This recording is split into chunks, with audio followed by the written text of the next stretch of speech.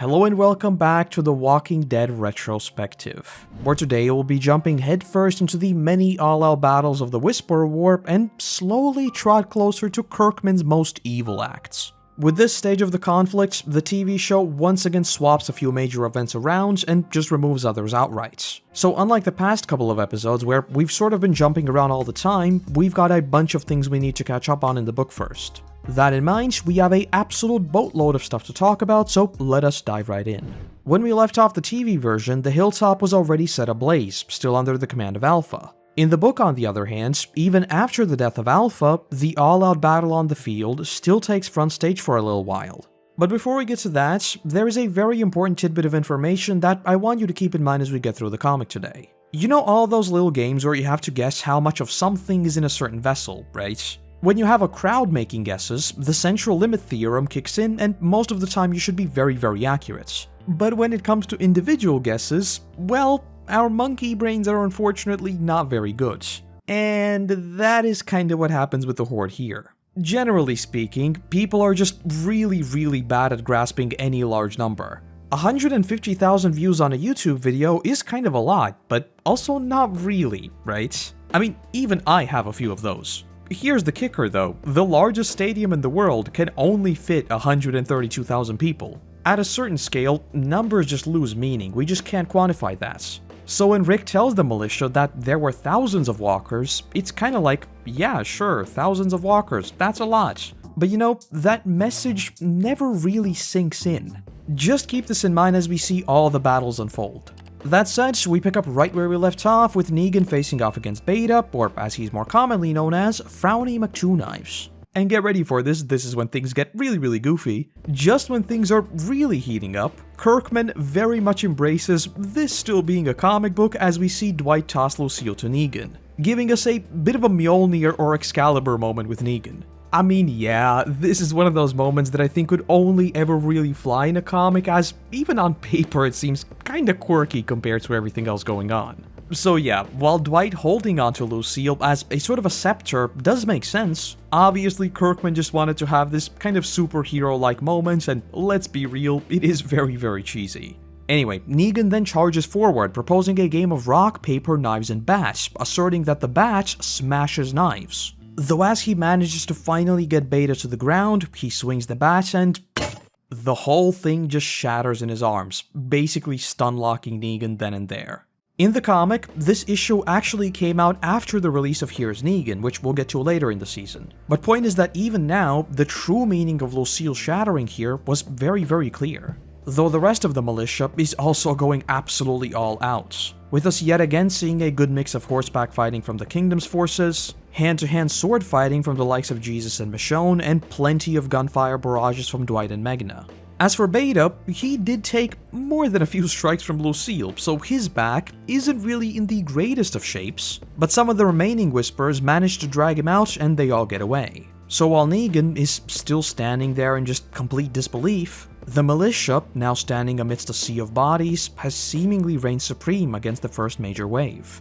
The whole fighting off waves and waves of walkers does kinda mirror how the show tackled it way earlier in the season, but again, as we've talked about many times already, there's sort of the question of, were we at war, were we not at war? We kind of were this entire time, but also kind of weren't. The comic just makes all of it way more explicit. Everyone here knows full well that we are expecting very decisive blows rather than the generally manageable groups we saw in the show. Though before they can even really catch a breath, they quickly notice that while the Whisperers started to flee, they have basically just turned the Horde around and they are marching on them once again, with another wave of a similarly ridiculous size quickly closing in. And it's here where Dwight gives the command. They'll split up into 4 groups, kite them away from the main Horde, divide them into manageable chunks, and systematically take them out. So at this point, while there do seem to be a few more walkers than they expected, the goal remains largely unchanged. We take it head on and just try to break their main force. More on this when we reach the climax of the war, but this difference in their approach between the show and the comic was always something I was kinda mixed on.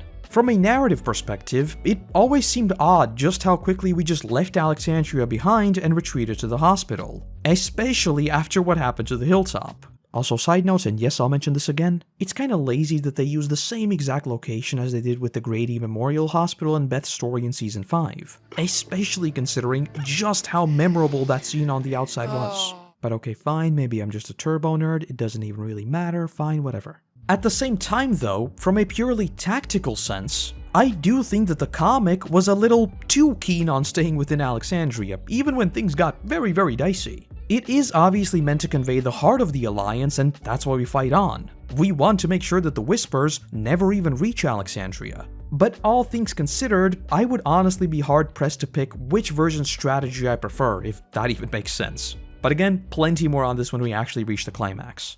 Jumping on over to the Hilltop, we see a few scenes between Carl and Lydia, both foreshadowing what's about to happen, as well as giving us some insight into what they're thinking. Lydia says that no matter how much they prepare, if they see them coming, it'll already be too late, saying that the Whispers have nothing to fight for and that they are not living, they are just existing. Naturally, this makes them an incredibly dangerous force to be reckoned with. The existence of the wolves sort of devalued this point for the show, as they also sort of fit this criteria, but in the comic, the governor wanted to kill everyone and take over the prison, so he had a thing to fight for. The hunters wanted to chow down on them, so obviously they too were trying to survive. And Negan, well, he was so obsessed with building something that he didn't even want to kill his enemies. So in every single situation, we were dealing with people who have something to lose. Each and every one of them had some sort of weakness. The Whispers have nothing. They will just try to kill you by absolutely any means necessary, and that is it. Their unpredictability stems from their total lack of any self-preservation. Though Lydia then says that Carl has the same exact weakness. He cannot win because he cares. Finally saying that she just wants him to know that she does not love him. Now, I distinctly remember the Carl and Sophia shippers cheering from the rooftops when this issue came out for what I think are obvious reasons. But of course, there is also a discussion to be had around what did she actually mean by this? She just said that caring is his weakness. So is her immediately pushing Carl away her form of protecting him? Or is she genuinely just not emotionally invested in any of our relationships because of the things that have happened to her?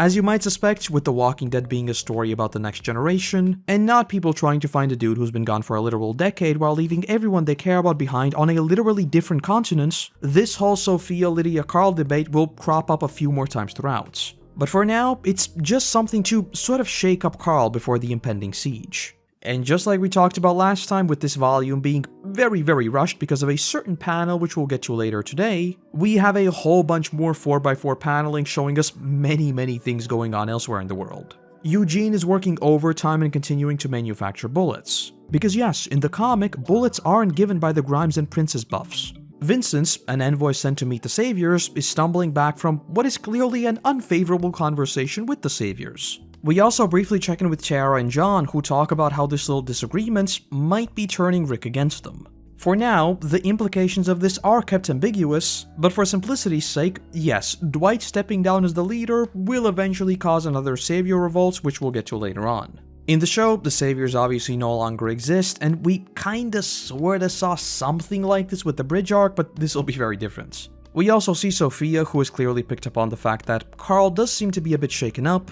We also see William go a little beast mode on Zachary, basically telling him that all the people they sent to fight alongside Rick wasn't some noble goal. He did it because the kingdom was the next target. So again, I do very much think that many of these smaller storylines are very rushed, but it does sort of convey the uncertainty in times of warp and how quickly things are spiraling out of control. In terms of the communities themselves, they aren't really war-torn or anything like that, we're doing mostly fine all things considered. But it's that mix of very opportunistic individuals and this time of uncertainty that will spark even more spooky times ahead.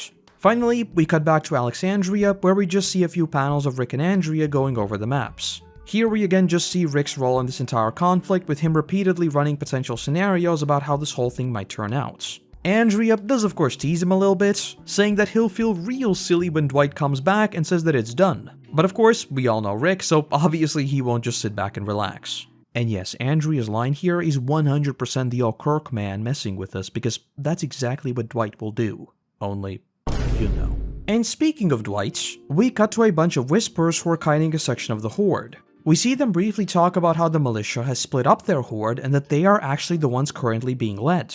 And as their conversation continues, we see them start to get picked off one by one, with Dwight and the others quickly moving in to yoink their bodies. And we then finally get the super iconic panel of Dwight donning the mask, simply saying, "When in Rome." Again, this is one of those things that the show moved way earlier, as we saw Daryl already using the mask even before the border sequence, and the whole concept of using Whisper masks as a whole was never really treated that seriously in the show, and it just sort of happens. It is of course important to note that the comic hadn't really seen any fighting up to this point, whereas in the show, we have been fighting ever since early season 9. I do think there's another conversation to be had around realism versus story implications when it comes to going undercover with the masks, and how the show seemed to immediately embrace things like masks while completely forgetting about weaponry. But I think I've talked about that plenty already. Point is that in the books, it's only now that we are right into the thick of the conflict that the militia find themselves in a position that they are willing to embrace the grossness and go all out fighting for their communities. And so, we see them infiltrate the Horde and start to take out the Whisperers leading it. And one thing I want you to keep in mind for later is that we see how difficult it is to tell anyone apart and how dangerous the strategy actually is, with one of the Whisperers almost not even catching on that it's Michonne who is right next to him. Though with that, an absolute all-out brawl breaks out within the Horde itself as we see Michonne and the others all pop off trying to take out this part of the Horde.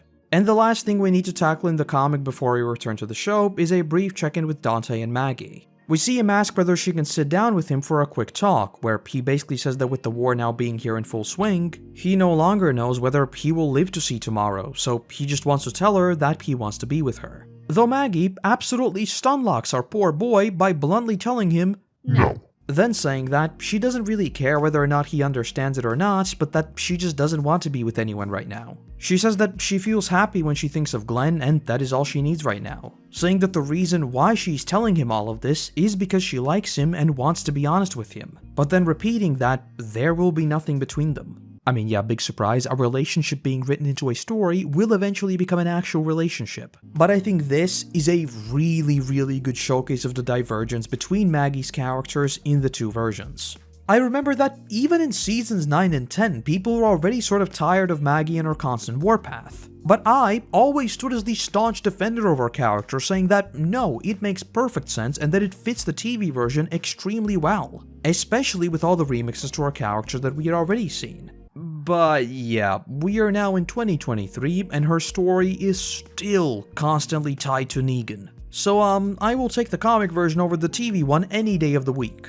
It's just such a nice breath of fresh air reading through the comic again and seeing Maggie just slowly begin to move on. Glenn will obviously always be a part of her, but she never lets those moments define her. The show, on the other hand, in what I think is an attempt to actually give her agency, actually ends up taking all of that away by making her absolutely inseparable from Negan, but just telling you that, no, she's the one leading the charge, this is very different, and Negan is just an unlikely ally. I just have to use the "boss, I'm tired" meme. Can we please just allow Maggie to finally rest? Why can Daryl literally sail across an entire ocean and end up in a different continent while Maggie is still butting heads with Negan? Can we please just let her rest? It's been a decade. Can we please just separate her from Negan for once? Let's stop with the Glenn flashbacks. Let her move on. Enough. Stop it. Wait, what?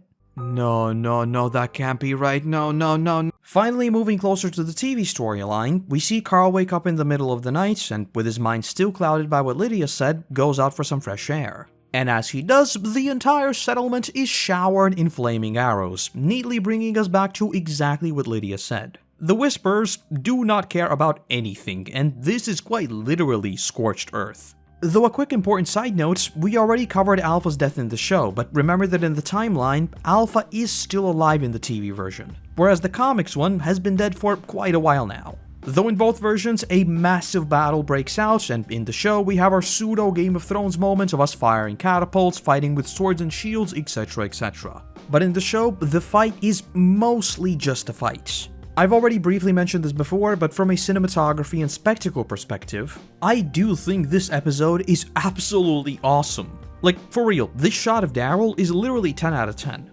But there's a whole bunch of story details here that, as is basically always the case at this point, scream style over substance. Keep in mind that in the book, we were managing what we believed to be the entire horde, and this attack came as such a surprise that we barely even had any forces within the Hilltop. Well, in the show, we prepared for all of this. So why did we face them so close to the wall? Why weren't there ranged lookouts scattered throughout the forest? Why didn't we dig out trenches? Why wasn't there a whole bunch of barbed wire just all throughout the forest? And again, don't forget, in the show we are like 8 years ahead of the comic. The comics version talked about digging trenches right after No Way Out. Why don't we have trenches literally everywhere around the communities? But okay, fine, I get you want your Game of Thrones battle, fine. But then can we please talk about the scene of Meghna stumbling through the horde into the Hilltop? How is this not the most stupid thing anyone could ever do? It's a war zone, you are walking among the enemies, literally just hoping not to get hit? What? Again, I get you want your reunion scene, but can we please make them at least make sense? Are we really going to pretend that in a situation where your body is just running on pure adrenaline, you will literally freeze with an arrow already pulled back and recognize someone's face? I don't know if I'm nitpicking, but it just seems so silly to me. And again, that's the thing, I love the fights. The episode just opening with everything literally just burning down, there's barely any dialogue whatsoever, and we just fight for our lives. That is prime Walking Dead right there. Moments like us focusing on Carol as the sheer horror sets in and the ringing in her ears gets louder as she just sees the community crumble.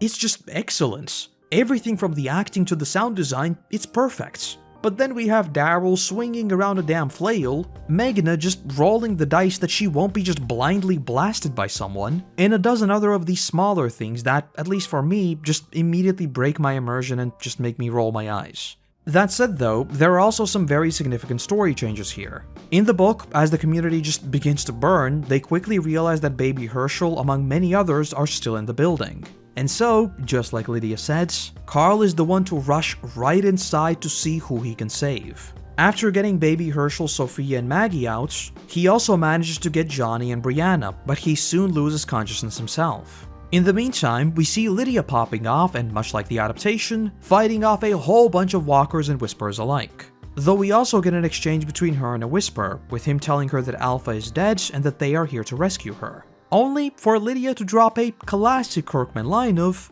"The time of the Whisperers is over." Back in the Barrington house though, Aaron has gotten up, noting that he will tear all of his stitches trying to pull Carl up. And yes, as you might suspect, this is where the TV death of Carl is taken from. Carl just dies here. Okay, no, I'm joking, both of them get out. Luckily, Dr. Carson is there to help, telling Aaron to just keep him safe while he goes in to resuscitate Carl. Very neatly giving us a full circle story of Carl falling while trying to save their own, and then being reborn for the Hilltop. Whereas the show, well, you know. Though by far the biggest remix happens in the end stages of the fights. In both versions, it's kinda hard to argue that the Whisperers don't win this battle. I mean, yeah, everyone who we care about got out, but literally the whole community burns down, right? But in the show, we see that very explicitly, with the Whisperer's forces, including Alpha, who again is still alive, just casually strolling around the next morning. The comic, on the other hand, ends the fight far differently, with the Whisperers being entirely wiped out and us getting this somewhat depressing panel of Maggie holding a bloodied sword, while the Barrington house behind her just goes up in an inferno as Herschel cries by her side, and she simply says, "Yay, we won."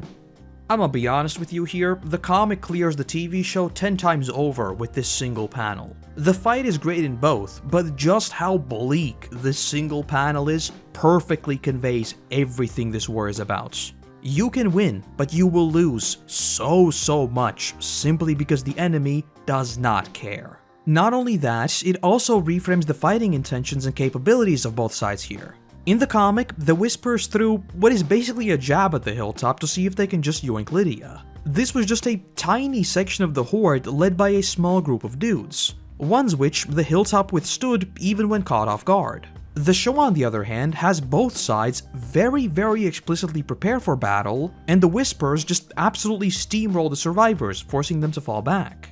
On the face of it, it doesn't really seem that different, right? The comic was a side quest, if you will, while the show had it be a major battle. But to me, the comics version continues to convey just how ridiculously powerful the force that the Whisperers wield is. The terrifying part about all of this is that this isn't even a battle for them.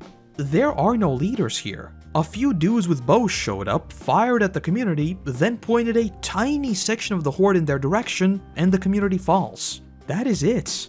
And while the show's version is certainly scary as well, I think making it a climactic battle does in a bit of a weird way undermine the unprecedented power that they wield. That said, in certain ways, I do also kinda like the double narrative we see with Negan still being with the Whisperers. But again, Maggie and Carl being in the absolute forefront of all of this is exactly what late Walking Dead is all about. We move focus from Rick, who established it all, to the other heavy hitters who are now finding their place in this new world.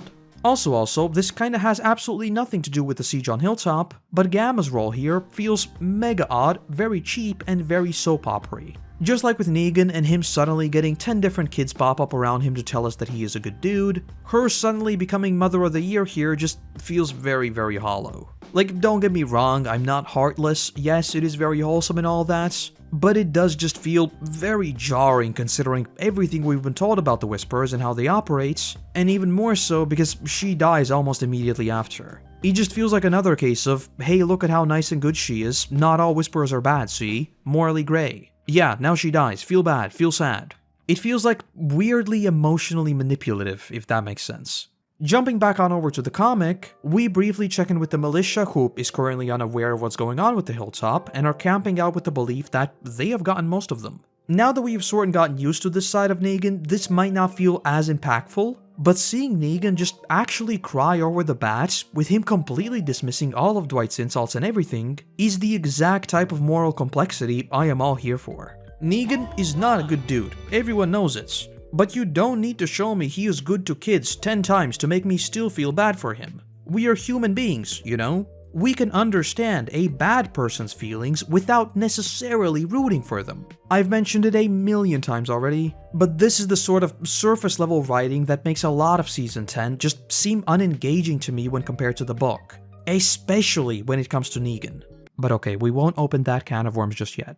And later on, we see Negan give the bat a proper burial, just trying to laugh at himself while apologizing to Lucille that he named a baseball bat after her. But clearly, he is still very much feeling those sad boy hours. So again, a very, very bad dude, a unambiguously bad dude can be sad. And me, realizing that he is bad, will also kinda feel sad. Because I'm a human being. He doesn't need to be redeemed. Now I'm gonna get very spicy, but I'll tell you that maybe he doesn't even need more redeemable qualities whatsoever. Maybe he can be just a bad dude, but a relatable bad dude.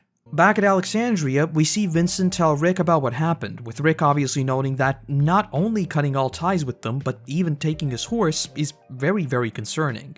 Later in the evening, we see Rick recap all of this to Andrea, noting that from now on, she is not only looking out for the Whisperers, but also any of the saviors she recognizes. Naturally, Andrea asks whether it's really that bad, only for Rick to say, might be worse, who knows. And to complete this little tale of worries, we cut on over to Sherry and Tara. Tara says that she is a bit concerned with everything going on. They don't even know how the survivors are doing against the Whisperers, saying that we are probably next on the chopping block. Though Sherry cuts her off, saying that she wants to make one thing very, very clear. She believes in Rick Grimes. But then, in almost Joker-like fashion, saying that she knows he'll win because that is what he does. Finishing by saying that it's exactly when they'll be pushed to the very, very edge that they will swoop in and claim what is theirs. And just like that, the threat of the saviors is back, only here it'll be far, far different from the full-on blatant revolts of the Bridge arc in Season 9. This time, it is far more insidious and far more opportunistic. It's basically a prisoner's dilemma. The survivors will obviously fight the Whisperers, and they are more than willing to cooperate with the saviors, while the saviors just want a free ride and enjoy the benefits of not having to engage in this conflict. We'll be talking plenty more about this when this whole thing heats up, but we had never really seen this sort of dynamic in the book, so you can probably already sense the theories that were brewing around this time. Everything from Negan stepping back up to the plate, to another savior war with Negan now fighting alongside Rick, and everything in between. For now though, it's just another thing to keep at the back of your mind. Still in the book, we see one of the Kingdom's scouts arrive to inform William about the horde that had been approaching Hilltop. William, fearing the obvious implication, immediately rushes there at full speed himself. Though when he arrives, he just sees the entire horizon covered in smoke, the walls of the community just being completely destroyed. Though just before fear sets in, they hear calls from the side of the bridge, where the survivors of Hilltop are now camping out. This is kind of like what we see in the show, with us just cutting away from Hilltop and everyone already having left. The comic just had that one extra scene of Maggie declaring that they had indeed won, which, like I mentioned, just recontextualizes a lot of the events we'd be seeing. In the show, we sort of survived, but we didn't really win, whereas in the comic, Maggie very explicitly states that, yes, we might have lost everything, but we won. As of right now though, the Kingdom's and Hilltop's forces are all together. And the final thing on their side is just a brief conversation we get between Lydia and Carl, with her noting that she had done this many times before, but saying that she had never been on this side of the battle, seeing the aftermath of what's left. So firstly, I think it's just Lydia realizing that Carl ran in to save others, right? He put himself in danger. So that thing she thought to be weakness is actually strength that comes from humanity. But number two, this is something the TV show also emulated quite a few times with Lydia, so there aren't really major changes in terms of her thought process, I guess. Though we also see Carl, who seems to be at least mostly fine now, telling her that he can say the same. She doesn't know the things they did to get here. And then pulling a bit of a Sokka saying that all of this is just a hiccup. They just make up, and this sort of marks the start of the next major arc for Carl of rebuilding the Hilltop. For now, that is where we leave them, but do note that it is just the Kingdom that currently knows what happened with the Hilltop. Cutting back on over to the adaptation, we get to what is easily the most surprising and absolutely messed up sequence in the later parts of Season 10. That being the absolutely MEGA-GIGA-SIGMA chat Earl. Now this is a redemption arc I could get behind. Our guy went from attacking Maggie to trying to make scrambled eggs out of his brain in order to prevent reanimation and to protect the kids. But oh boy, he missed, and Judith had to put him down. This never happens in the comic, but man, is this a great moment. Obviously, he isn't a major character in the grand scheme of things, but man, him missing his brain? That's how you make a character death really stick with you. No pun intended. And you know, Negative Andy has to make a comeback. Why can we have absolutely gnarly deaths like this that just come out of the blue, but the cave sequence was completely and utterly meaningless? Surely I'm not the only one to notice the hero obsession the show has, right? If Earl died to a completely random walker bite, and then suffered the cruelest of fates just trying to protect the kids, why did everyone get off scot-free in the cave where they set themselves up for failure, you know? There was so much potential there. But anyway, drop your F's in the comments for Earl. He will never be missed and takes his rightful place in heaven alongside the legend Tobin. And also the rest, I guess. Cutting on over to the Whisper side of the conflict, and yes, I know I've made the timeline a little confusing, but bear with me here. After the death of Alpha, Beta just finally begins to completely lose it in the show as well. In the comic though, even after taking more than a few love taps from Negan and Lucille, he basically decides that, you know what, it's time for one final rodeo and let's just burn it all. So at this point, the stories basically converge. Beta decides that, you know what, we will go after the heart of the Alliance. Let us just go right for Alexandria. Though before we get to that, there is another brief sequence in the show that I absolutely loved, and that is the Negan Daryl Whisperer stuff we see in episode 14. Obviously JDM swinging back into the old-timey Negan and just messing with the dudes who are now bowing down to him as Alpha, and then just requesting the shotgun is just S-tier material. But just like I mentioned last time, more than anything, it just makes me wonder, how would such a story go? Remember how I mentioned that people had theories of Negan leading the Whisperers and marching on the joint survivors after he killed Alpha in the comic? Yeah, well, this is basically that. So with that in mind, I am here to once again look toward the skies and ask, Mr. Kirkman, I write to you on behalf of the Walking Dead community. When the world needs you most, you must return. Please, Kirkman, pick up that pen and paper and give us a What If Walking Dead series. It is all we have ever requested, it is all we have ever wanted. Please, Kirkman, the time is running out. AMC will make another spin-off. You must return. A huge remix from the books is Everything We See with Eugene. In the comics, he is currently working himself to the bone just trying to produce ammo. Remember that he has just lost Rosita, and the Commonwealth is no more than a pipe dream currently. So the only value he puts in himself currently is producing ammo for the communities and helping their war efforts. We even see him just literally collapse after spending the entire night on the road just to try to get another shipment to Alexandria. In the show though, his departure from the Commonwealth is pushed up by quite a bit, and at this point he is technically already set off. Because that is mostly detached from the events of the Whisperer War, for simplicity's and time's sake, we will leave all of that for the next retrospectives.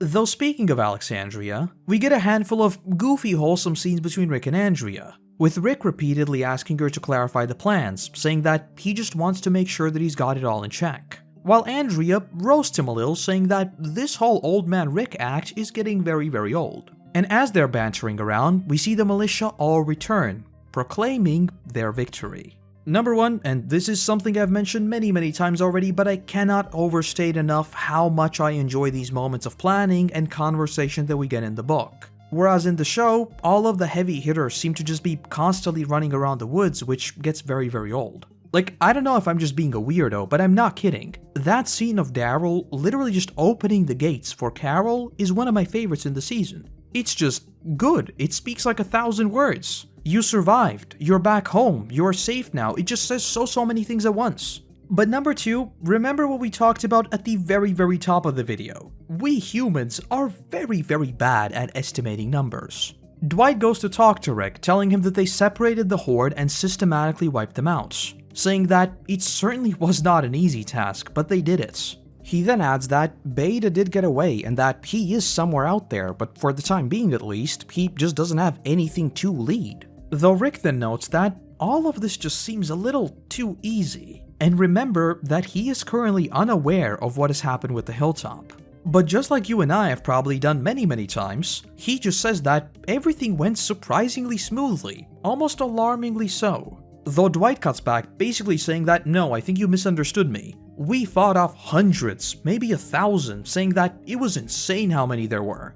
And it's at that moment where Rick goes, "Hold up, wait a minute, something ain't right." He immediately says, "No, I didn't see hundreds or 1,000, I saw thousands with an S." And just as he says this, we zoom out to see what is basically an ocean of walkers and the Alexandria Watchtower just over the horizon.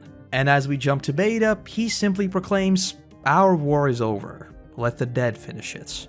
I think it is this exact panel that is responsible for the entire war being rushed, because this is the last page of the Whisperer War volume, not because the war actually ended, but because the old Kirkman probably wanted to deceive us into thinking that it would be over quickly, only for it to turn out to be Beta's saying, and that is it. Suddenly, we realize that the reason why the volume is called the Whisperer War was because it was a war from the Whisperer perspective. Was that huge twist worth it? Well, I'll let you decide on your own, but you have to admit, it is a good gotcha moment. Obviously, we're like 30-something minutes in, we will leave the climax of the war, that is no longer a war, for next time. But the show remixes a ton of what happens here, with Beta himself going into the fight in the TV version, with them changing locations, and most of all, the meta factor of this entire thing being delayed by months because of the year that shall not be named. Okay, I lied. I said I was going to let you decide whether this twist was worth it and not really say anything else. But I'ma be honest with you, the first time I read it, it was absolutely worth it. Critically speaking, yes, this volume is undeniably rushed. But I think it is a really good example of meta storytelling and how the comic always kept us on our toes, not only in the story itself, but also because it was always messing with us as the reader. And surprise, if you go back through the long journey of retrospectives, that is also why I found the fake scenes they put in the trailers so much fun back in the day. A lot of people felt betrayed, like, oh yeah, you put this thing in the trailer, it never happens in the show. But to me, all of it was part of the theorizing, it was just a lot of fun. Unlike the modern show, that just sort of feels like a beat-by-beat story that really lacks the heart of The Walking Dead for me. It's little tidbits like this that tell you that this is a story made by a cheeky person for cheeky people, and I love that. It just gives it personality, you know? It's like a conversation between people, not just a faceless thing that is put out into the void. That said though, this is where we'll leave it for today, otherwise I might go off on another rant. This one turned out to be very comic book heavy, but that's sort of what I meant in the earlier parts of the season as well. On paper, it sort of adapts a lot, but much of it comes down to, well, not actually adapting the material, you know? But anyway, next time we'll be delving into all the meta complications around the finale of the season, the entire climax of the war, and of course, the bonus episodes of Season 10. Hope you really like soup, because there's a lot of soup. Okay, I'm sorry, I don't mean to end this video with a jump scare. Don't worry, I'm not going to talk about it for very long at least. And that's the video. Season 10 has really proved to be magnitudes bigger than I could have ever anticipated. The next video is like 40 minutes long and barely gets to episode 16, so yeah. And speaking of getting to the end of the Whisper War, I've been doing my Berserk read-along series for patrons and YouTube members, and reading the Eclipse and rereading the climax of the Whisper War has done some serious emotional damage. Seriously, if you haven't checked it out, give Berserk a shot. It's like 5 times darker than The Walking Dead, so seriously, be prepared. It is like messed up in every sense of the word. But anyway, with that, I want to say a massive thank you to our current patrons and YouTube members who allow me to produce even more of these for you all. And let's also give a warm welcomes to the newest members of the team, The Kids, Simon Sturm, and Flashlight Toast. Without you, there'd be a whole lot less of my ramblings, so seriously, thank you, thank you. Other than that, I want to say thank you very much for watching, I hope you have a great day, and hopefully, I'll see you in the next one. Bye-bye.